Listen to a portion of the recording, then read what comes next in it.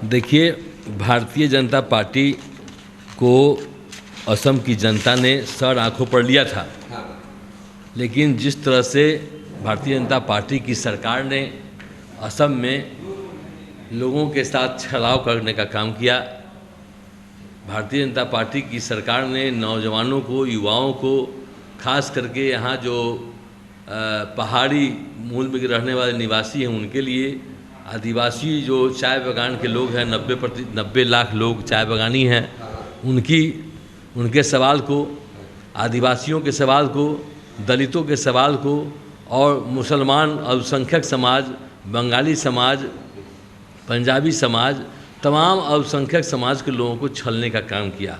बहुत ही भरोसे पर असम की जनता ने भारतीय जनता पार्टी को अपना नेतृत्व दिया था, चुना था और उम्मीद था कि असम का विकास होगा, लेकिन असम का विकास नहीं हुआ।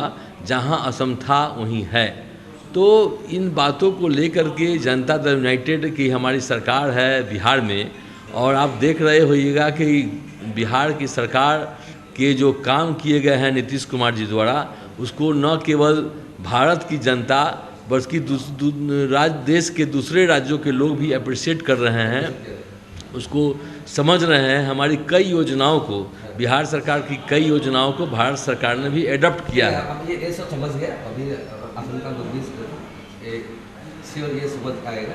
लेकिन हमारा एक प्रश्न है आपके लिए, बिहार में जो इलेक्शन हुआ था, नीतीश कुमार का अभी गवर्नमेंट है, अभी एनडीए का, अभी वहाँ में आप लोग का एनडीए का अलायंस है, बोले बीजेपी जनता दल यूनाइटेड का अलायंस है। अभी असम में ये स्ट्रेटेजी चेंज हो गया, इसलिए बहुत पॉलिटिकल पार्टी ये बोल रहे हैं कि जे जनता दल यूनाइटेड बीजेपी का बी टीम का जगह लेके काम कर रहा है। इसके बारे में थोड़ा खुल के बताने से असम का लोग थोड़ा समझ आए। पूरा खुल के बता रहे हैं।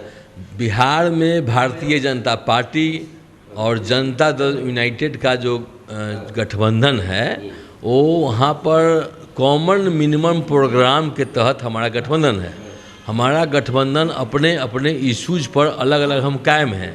हमारा इशू अलग अलग है, फिर भी कॉमन मिनिमम प्रमाण जो बिहार की जनता के विकास का सवाल है, उन एजेंडाओं पर केवल हम काम कर रहे हैं। हमारी विचारधारा अलग है, भारतीय जनता पार्टी की विचारधारा अलग है। न केवल बिहार में बल्कि कई राज्यों में हमने अकेले चुनाव लड़ा है। हम अकेले चुनाव लड़ रहे हैं दिल्ली में, हम अकेले चुनाव लड़ रहे हैं झारखंड में, हमने अरुणाचल में चुनाव लड़ा, वहाँ हमारे 7 एमएलए चुनाव जीते, अकेले लड़ा हमने। नागालैंड में भी हमने अकेले चुनाव लड़ा है, हम अकेले, वहाँ हमारा 1 एमएलए जीता और मिनिस्टर बना। तो निश्चित तौर पर जान लीजिए कि भारतीय जनता पार्टी से हमारा कोई बाहर के राज्यों में गठबंधन नहीं है। हमारी अलहदा पार्टी है, अलग पार्टी है। हम अपने नीति सिद्धांतों, पार्टी के कार्यक्रमों और पार्टी के नेता के चेहरे पर देश भर में चुनाव लड़ते हैं। ठीक है, इस बार असम इलेक्शन में, असम विधानसभा इलेक्शन में जनता दल यूनाइटेड का कितना सीट में आप लोग इलेक्शन लड़ेगा और जीतने का कितना चांस है? देखिए, हम तो जो हमने पहले ही बताया आपको कि असम की जनता ने नीतीश कुमार को पूछने का काम किया है, उनको चाहने का काम किया है। आपको मालूम है कि न केवल असम की जनता वरन बिहार के रहने वाले तमाम राज्यों में जो लोग हैं, वो लोग भी चाहते हैं कि बिहार की जो पार्टी है नीतीश कुमार जी पूरे राष्ट्रीय स्तर पर इस पार्टी का विस्तार करें। और दूसरी जो असम में स्थिति है, हमने पहले बताया कि असम की जनता ने बड़े भरोसा किया था भारतीय जनता पार्टी पर, लेकिन उनका भरोसा उतर गया है। और इसलिए अब आपको मालूम है कि पिछले दिनों जब भारत सरकार में केंद्रीय रेल मंत्री थे नीतीश कुमार जी ने, जिन परियोजनाओं को कांग्रेस ने वापस ले लिया था, मोरीगांव रेल लाइन में 165 किलोमीटर लगभग रेल लाइन को कांग्रेस सरकार ने विड्रॉ कर लिया था। लेकिन जैसे ही मौका मिला हमारे नेता आदरणीय श्री नीतीश कुमार जी को रेल मंत्री के रूप में, उस सारी परियोजनाओं को पूरा से पूरा लागू किया।